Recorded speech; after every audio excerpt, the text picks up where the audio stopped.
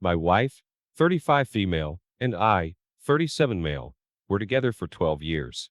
She was a teacher at our town's high school, which I probably shouldn't name. She was a teacher there for 8 years before this happened. We talked about having kids, but she always said she felt like her students were the only children she could handle. There were families whose children she taught and helped graduate high school. A lot of these kids would become independent, working adults in the area, armed with the knowledge they learned from her. At school parties or meetings, graduates would often attend with their younger siblings and parents to thank their teachers and update them on their life. This is what happened often for my wife, and she was always so proud. I was there the night that one of her former male students, who was in his early 20s, returned to thank her and chat about the career path he chose. She was beaming as she spoke to him. More than any other time I'd witnessed her talking to someone. The only other time I saw her being like that was on her wedding day. I chalked it up to her passion as a teacher and knowing she improved her students' lives. So, life continued on, as it always does, and everything was going great between us and in our careers. We were cuddling on the couch one night when we started to make out, and I pulled off her shirt. As I kissed down her neck, I immediately noticed a hickey on her chest. It completely threw me off. I hesitated, but stayed quiet. I decided to act like I didn't see anything. I'm pretty sure it was shock and denial that prevented me from telling her what I saw. Later, long after she fell asleep, I laid awake overthinking about the hickey. Eventually, I just got out of bed, grabbed her keys, and went to snoop in her car. I put my hands everywhere, feeling for anything weird. I checked a few receipts, but they were innocent enough. The trash wasn't suspicious either. I stuck my hand in the back seat pockets and found, to my dismay, an empty condom wrapper. I was completely numb, and I could only think of hiring a PI. I wouldn't be able to take off work to follow her, and she'd spot me or my car from a mile away. I didn't want her to know I knew anything, otherwise she might get extra sneaky. So, I took some money from my savings and hired a PI. I told him everything he needed to know, and he went to work. I couldn't help but call my parents to tell them what was going on. They basically told me they always thought she was capable of cheating. I was shocked. I asked them why they didn't bother telling me, and they said they wanted to let me make my own choice. My mom thought they were just being picky parents, but she could see now that their hunch was worth mentioning. The PI followed her for 4 weeks, undetected. He took several photos of them together, kissing, shopping, seeing a play, entering and leaving a hotel room, always hand in hand. The worst pictures were of them in the back seat of my wife's car, parked in the school parking lot. I was sick to my stomach when I realized that AP was just a boy. The very same boy my wife used to teach just 2 years ago. I was so upset. While my wife was teaching in her classroom the next morning, I took the evidence to the principal with the request that my wife be fired. He held an impromptu meeting right then and there, calling the higher-ups on video call. It took less than an hour for everyone to agree that this was a violation of the teacher's conduct and ethical rules. She violated school policy by engaging in sexual relations with a former student. As a result, the principal and I went to pull her out of the classroom to break the news to her that she was busted for sleeping with her former student. She was mortified, grabbing her mouth and her side. She started sobbing as the principal told her she was officially on leave until a decision could be made regarding her employment. I was so pleased to see her suffering. This was all her fault. It was just a short time later that the decision was made to fire her.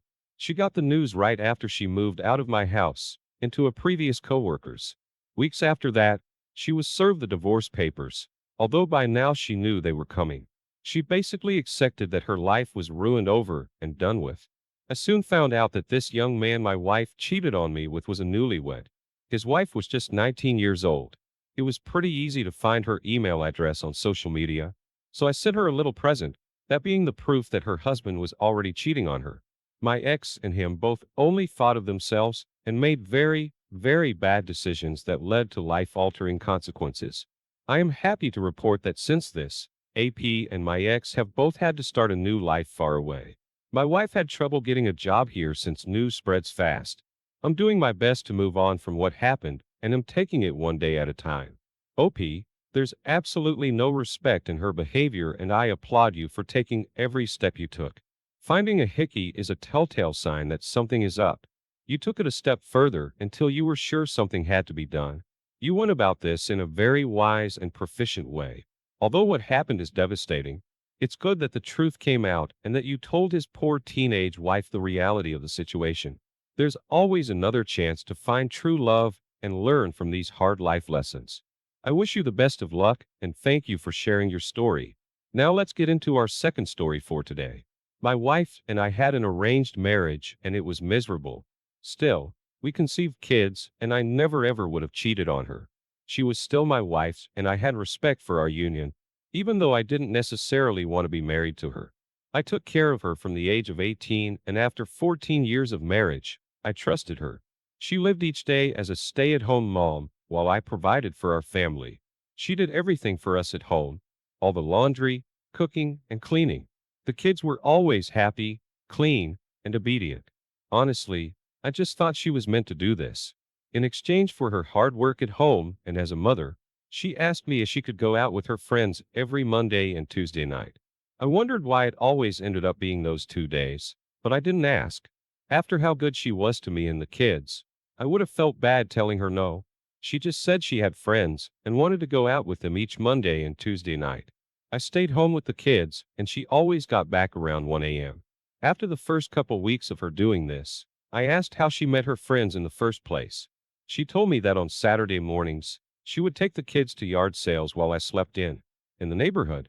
She met one woman named Taylor who introduced her to her group of friends. It made sense to me.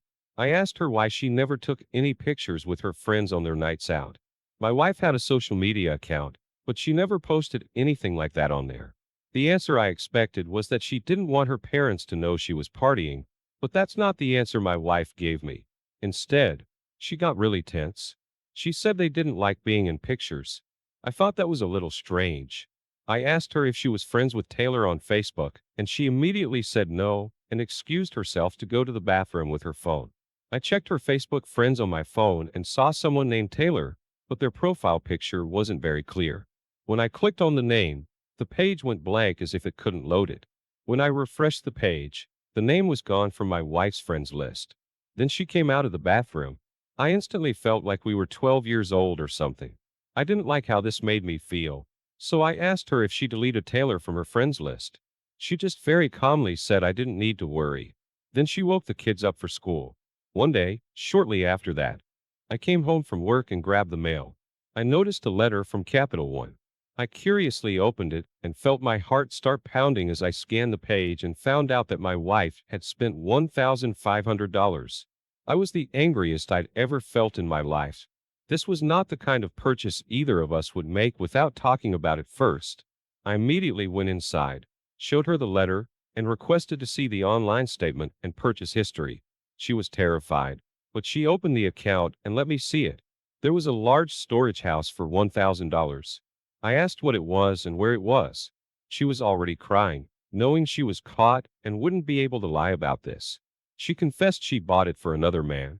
She looked sick to her stomach, so I asked her if she was in a relationship with this man.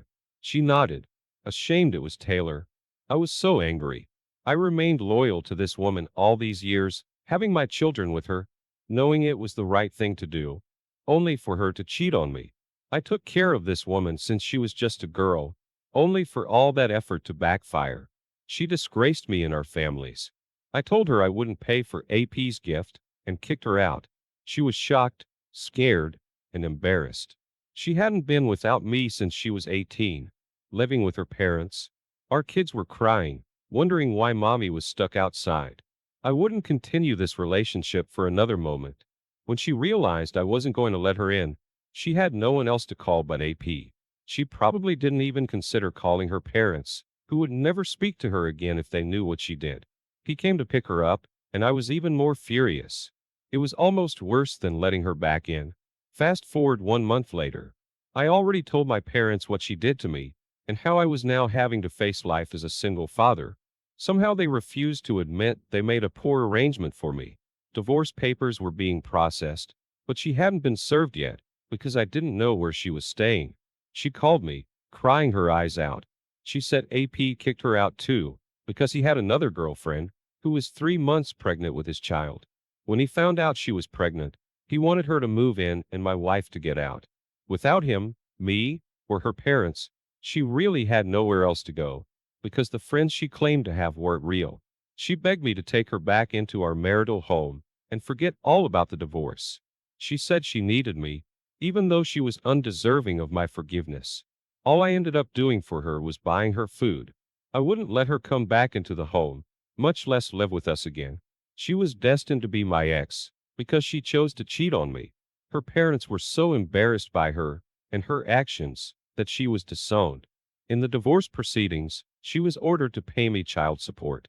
She could only see the children if she met me somewhere, like a park, because she claimed to be homeless. I think she was staying somewhere really embarrassing and sketchy, so she preferred not to tell anyone about it.